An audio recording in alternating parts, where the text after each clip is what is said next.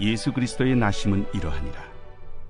그의 어머니 마리아가 요셉과 약혼하고 동거하기 전에 성령으로 잉태된 것이 나타났더니 그의 남편 요셉은 의로운 사람이라 그를 드러내지 아니하고 가만히 끊고자 하여 이 일을 생각할 때에 주의 사자가 현몽하여 이르되 다윗의 자손 요셉아, 내 아내 마리아 데려오기를 무서워하지 말라. 그에게 잉태된 자는 성령으로 된 것이라. 아들을 낳으리니 이름을 예수라 하라. 이는 그가 자기 백성을 그들의 죄에서 구원할 자이심이라. 이 모든 일이 된 것은 주께서 선지자로 하신 말씀을 이루려 하심이니 이르시되 보라, 처녀가 잉태하여 아들을 낳을 것이요 그의 이름은 임마누엘이라 하리라. 이를 번역한즉 하나님이 우리와 함께 계시다 함이라. 요셉이 잠에서 깨어 일어나 주의 사자의 분부대로 행하여 그의 아내를 데려왔으나 아들을 낳기까지 동침하지 아니하더니 나음에 이름을 예수라 하니라.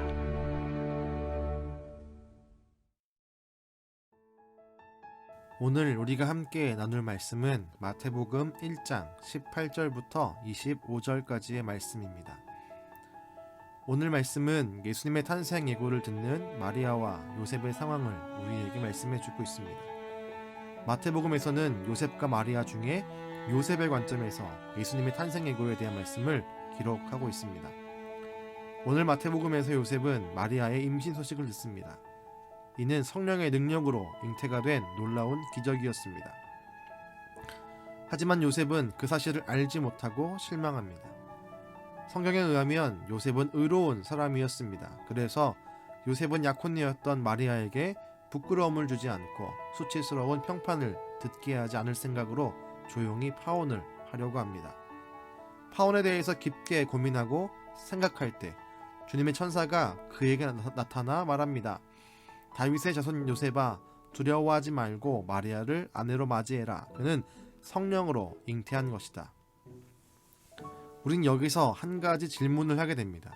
왜 하나님은 당시에 수많은 사람들 중에 요셉을 통해 예수님을 이 땅에 보내셨을까요?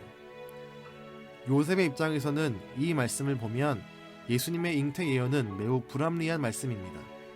임신되기 전에 말씀을 들은 것도 아니고 이미 임신이 된 후에 다른 사람들을 통해 소식을 들어왔습니다. 그 소식을 듣고 고민하고 있을 때 천사가 찾아와 그에게 말하고 있는 것입니다.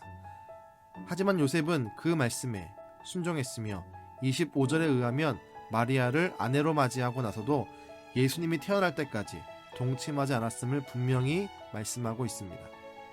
온전한 동정녀 탄생을 믿고 그 기적에 적극적으로 참여한 것입니다. 우린 여기서 앞에 있었던 질문, 왜 요셉을 통해 예수님을 보내셨는가에 대한 답을 할 수 있습니다. 첫 번째 답은 요셉의 믿음 때문입니다. 요셉은 매우 불합리한 사실과 말씀을 믿음으로 받아 자신의 삶에 나타내는 기적이 되게 합니다.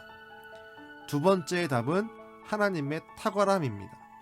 하나님은 요셉이 바로 이런 불합리한 상황도 받아들일 만한 믿음을 가진 사람임을 미리 아셨고 그를 선택하셨습니다. 이 두 가지 답은 우리에게 큰 교훈을 줍니다.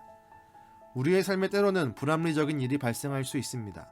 하지만 믿음의 사람은 그 불합리한 상황과 현실을 믿음으로 받아들여 삶의 기적이 되게 하는 것입니다. 그리고 그 가운데에서 나를 기적의 자리로 초청하신 탁월한 하나님을 그리고 하나님의 선택을 볼 수 있게 됩니다. 그래서 우린 실망하지 않고 하나님의 뜻을 긍정하며 믿음으로 받아들이게 되는 것입니다. 우리 함께 그 탁월하신 하나님을 바라보며 기도하기 원합니다. 하나님, 우리가 오늘 본 요셉의 모습처럼 주의 말씀을 믿음으로 받아들이게 하여 주시옵소서. 때로는 불합리한 순종을 우리에게 요구하시지만 그것이 우리를 놀라운 기적의 자리로 인도한다는 것을 깨닫게 하시고 믿음의 순종으로 기적을 맛보게 하여 주시옵소서.